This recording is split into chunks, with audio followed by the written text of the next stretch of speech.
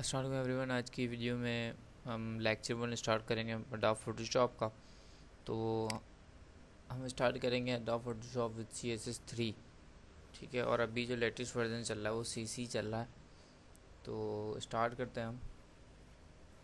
तो Photoshop basically होता किस चीज़ के लिए है? ज़्यादातर सबको पता होता है कि ये एडिटिंग के लिए होता है, फ़ोटो एडिटिंग और ग्राफिक्स वगैरह, डिज़ाइनिंग वगैरह करना।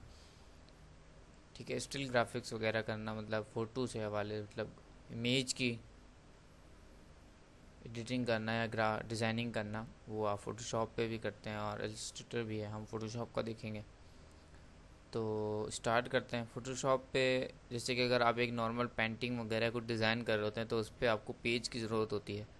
आप पेज होगा तो आप डिज़ाइन करेंगे। तो इसी तरीके से यहाँ पे भी आपके पास पेज बनाना पड़ता है आपको।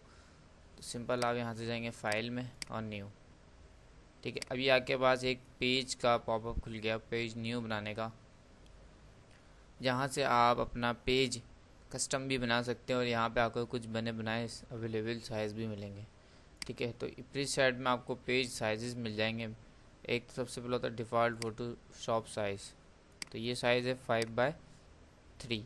अच्छा, हम साइज़ को कैसे कॉल करते हैं? हम जो पहले कॉल और होता है, जैसे 5/7 मैंने आपको कॉल किया यहाँ पे, तो जो पहले वाला नंबर मैंने कॉल किया वो विड्थ के लिए होती है, और जो दूसरा वाला नंबर किया मैंने वो हाइट है। ठीक है, और यहाँ पे जो यूनिट्स होते हैं इंचेस, पिक्सल, सेंटीमीटर, जिसमें आप रखना चाहें। नॉर्मल इंचेस मैंने भी रखा है। ठीक है, और उसके बाद रेजोल्यूशन जो एक तरीके से समझ लें पिक्सल्स होते हैं कि ये, जैसे अगर आप, मैं आसान अल्फाज में आपको समझाऊं तो कोई एक नॉर्मल आप इमेज जूम करते हैं तो आप उसको जितना ज़्यादा जूम करते आते हैं, अगर ज़्यादा जूम हो, अच्छी क्वालिटी होती है तो वो थोड़ा ज़्यादा जूम होने के बाद थोड़ा सा पिक्सलेट हो जाती है, मतलब डॉट डॉट से आ जाते हैं। तो ये वो समझ लें बिल्कुल आसान अल्फाज में, वो चीज़ रेजोल्यूशन होती है। तो यहाँ से नॉर्मल रेजोल्यूशन जैसे 100 होती है, लेकिन आप 300 रखें। और उसके बाद ये कलर मोड है। ठीक है, आप किस कलर मोड पे काम करना चाह रहे हैं? RGB, मतलब RGB है तो ये सारे तकरीबन सारे कलर हैं। ग्रे है तो मतलब सिर्फ ग्रे होगा इसमें कलर, और कुछ भी नहीं। CMYK, ये भी एक कलर है। अभी मैं सिर्फ यहाँ पे RGB लेने के बाद मैंने इंचज़ में साइज़ वगैरह बनाया, रेजोल्यूशन की है, और उसके बाद यहाँ से बैकग्राउंड कंटेंट मैंने वाइड रखा है। और अगर आप यहाँ पे फाइल नेम देना चाह रहे हैं पीछे,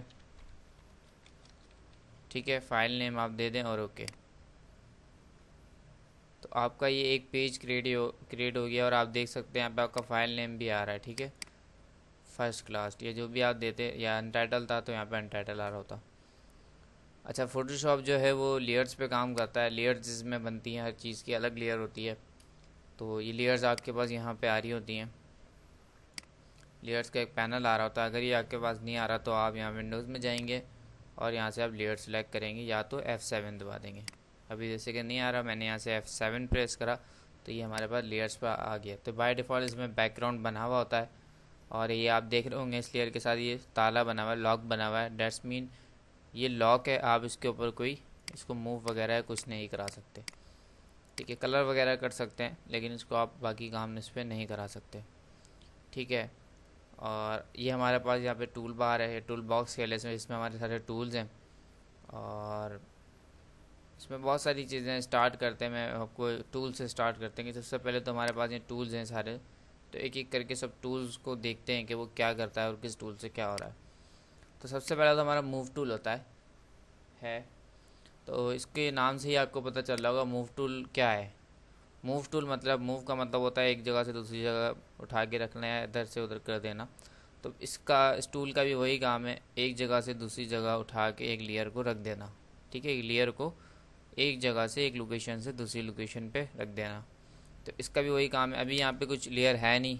ठीक है, तो ये लेयर जो है ये लॉक है, तो इसलिए किसी भी चीज़ को यहाँ पे मूव नहीं कर सकता। अच्छा, उसके बाद है मर्क्यू टूल। ठीक है, मर्क्यू टूल के अंदर भी हमारे पास 4 टूल हैं। एक है रेक्टेंगल मर्क्यू टूल, जिसको भी हम ट्राई करेंगे, और एक ये है टूल, और सिंगल रो और सिंगल कॉलम। तो ये 4 टूल हैं, और इसको मैं एक एक करके ट्राई करता हूँ। तो सबसे पहला टूल मैंने लिया रेक्टेंगल मर्क्यू टूल, और इसको सिंपल ड्रॉ करा है। ठीक है, अब ड्रॉ करने पे क्या हुआ, आपको ये जो आपको दिख रहा होगा ये सिलेक्शन है। ठीक है ना, ये सिलेक्शन हुई है, सिलेक्शन ड्रॉ हुई है। ठीक है, इस पर कोई शेप वगैरह ड्रॉ नहीं हुआ। ये आप इसको ऐसे कह सकते हैं कि ये एक शेप में या रेक्टेंगल में आपके पास एक सिलेक्शन जो है वो ड्रॉ हो गई है।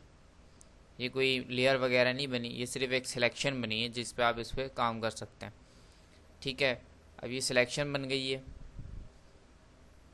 तो इसमें दूसरा जो टूल है आपके पास, अगर वो देखें तो वो भी एक सिलेक्शन बना रहा है। तो ये चारों टूल जो हैं सिलेक्शन करने के लिए हैं। ठीक है, सिलेक्शन से मुराद किसी भी चीज़ को सिलेक्ट कर लेना, पता होगा आप लोगों सबको। ठीक है, सिलेक्ट कर लेना किसी भी चीज़ को। तो ये एक रेक्टेंगल या स्क्वायर की शेप में वो सिलेक्ट कर रहा है, बस आपकी इमेज जो आप बना रहे हैं उसको। तो इसके ट्राई करने के लिए आपको एक और चीज़ पता होनी चाहिए, तो पहले वो हम देख लेते हैं। तो वो चीज़ें पता होनी चाहिए। टूल बॉक्स में आपके पास ये दो कलर होते हैं, आपको दिख रहे होंगे। एक ये बैक कलर है, सॉरी बैक ये है, और फोरग्राउंड, इसको कहते हैं फोरग्राउंड कलर है, और ये बैकग्राउंड कलर है। ठीक है, तो इसको हम यहाँ पे कैसे कलर ये वाला अप्लाई कर सकते हैं हम अपने बैकग्राउंड पे, या जो आपके पास पेज आ रहा है उसके ऊपर हम कैसे अप्लाई करेंगे ये कलर को। तो सिंपल है, इसमें आपने सिर्फ दबाना है अल्टर कीबोर्ड में से और अल्टर बैक स्पेस, तो आपका जो है कलर फोरग्राउंड कलर अप्लाई हो जाएगा जो कि ऊपर वाला है। और अगर आपने जो बैकग्राउंड का कलर है ये वाला वाइट वाला, तो अगर आपने वो करना है तो आपने दबाना है ऐसे कंट्रोल बैक स्पेस, जिससे कि ये बैक वाला जो कलर है बैकग्राउंड कलर वो अप्लाई हो जाएगा आप क्लियर पे। ठीक है, अगर आपने ये फोरग्राउंड और बैकग्राउंड कलर चेंज करना है, ये नहीं करना, तो आपने सिंपल इस कलर पे क्लिक करेंगे, आपके पास ये कलर पिकर खुल जाएगा। आप यहाँ से अपने मर्ज़ी का कलर, अगर आपने येलो लेना है तो यहाँ से पहले आपने यहाँ से सेट करेंगे, ये अप डाउन करके, और फिर यहाँ से सेट करेंगे लाइट डार्क जो भी आपने करना है, और फिर ओके। तो अब आपका कलर यहाँ पे आ गया, और आप इसको सिंपल अल्टर बैक स्पेस से अप्लाई कर सकते हैं। ठीक है, अब हम टूल को ट्राई करते हैं। ठीक है, अब सिलेक्शन मैंने ये वाला रेक्टेंगल टूल लिया और मैंने इसको ड्रॉ करा है, यहाँ पे ड्रॉ करा है, और मैंने ऐसे लिए न्यू लेयर। अच्छा, फोटोशॉप में कोशिश ये करें हर लेयर, हर जो भी काम करें वो आप हर न्यू लेयर पे करें। उससे ये होगा कि आप जब भी अगर कोई गलती हो जाती है तो आपको वो रिकवर करने में, उसको सेट करने में, उसको सही करने में ज़्यादा टाइम नहीं लगेगा। तो मैंने यहाँ से न्यू लेयर लिए, न्यू लेयर 1 आ गई आपके पास। ठीक है, सिलेक्शन बनी हुई है, और मैंने इस पर अप्लाई कर दिया background colour control back space से। ठीक है, ये कलर आपके पास सिर्फ सिलेक्शन, क्योंकि फोटोशॉप में काम हो रहा होता है कि सिलेक्ट जो हुई हुई होती है, अगर अगर सिलेक्ट हुई हुई होती है चीज़ तो उसके अंदर वो चीज़ हो रही होती है। ठीक है, जैसे कि मैंने यहाँ पे सिलेक्ट करा हुआ था और मैंने कलर अप्लाई करा, तो वो उसके अंदर अप्लाई हो गया। ठीक है, अगर सिलेक्शन नहीं हुई होती, जैसे कि मैंने बैकग्राउंड पे कलर आप लोगों के सामने लगाया था, तो वो पूरे पे उसने अप्लाई कर दिया था। तो ये सिलेक्शन हुई हुई थी।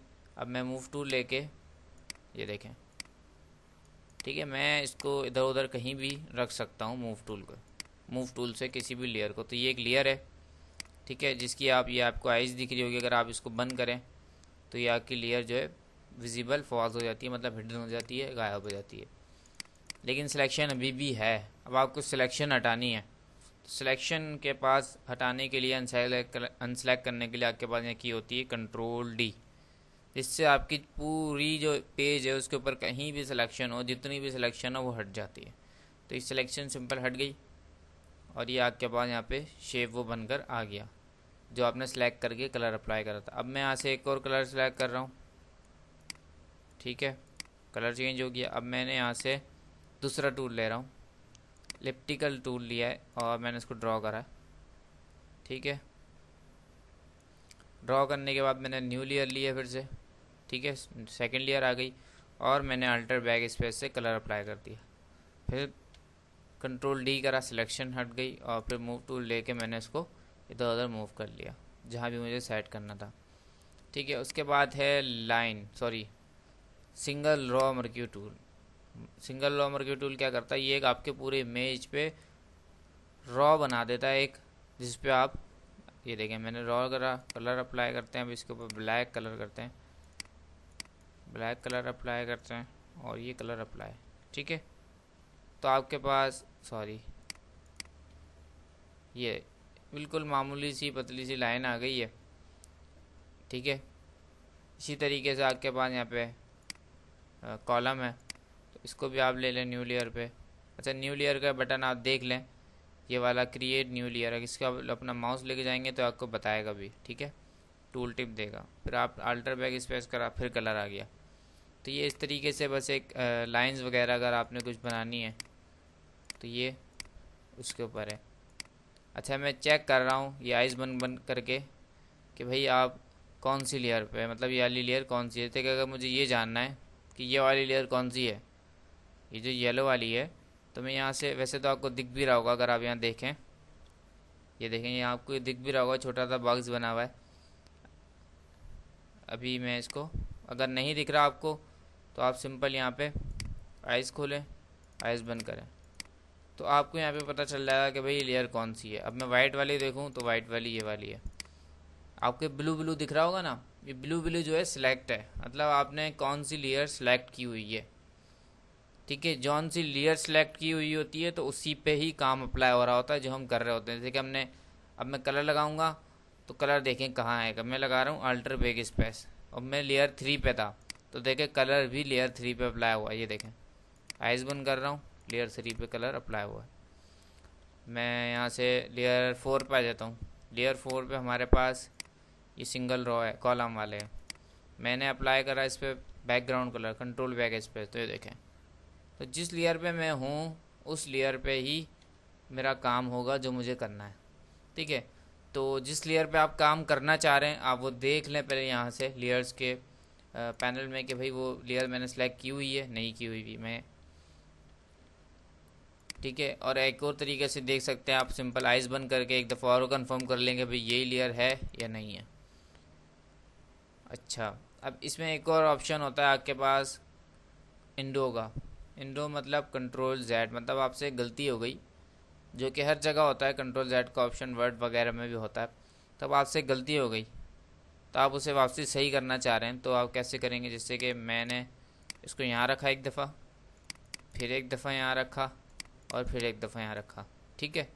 तो मैंने पहले 1 2 3, मैं चाह रहा हूँ वापसी मेरा ये यहाँ पे आ जाए। ये एक एग्जांपल दे रहा हूँ, आप इससे मतलब जो भी काम कर रहे थे वो कंट्रोल जेड विंडो कर सकते हैं। मैंने एक दफ़ा कंट्रोल जेड करा, दूसरी दफ़ा करा तो ये तो वापसी ऊपर चला गया, ठीक है। एक और दफ़ा करा फिर नीचे आ गया। तो एक दफ़ा आप कंट्रोल जेड करेंगे तो ये एक स्टेप बैकवर्ड आएगा, ठीक है। अब आपने और बैकवर्ड जाना है मज़ीद तो आप दबाएंगे कंट्रोल अल्टर जेड, ठीक है।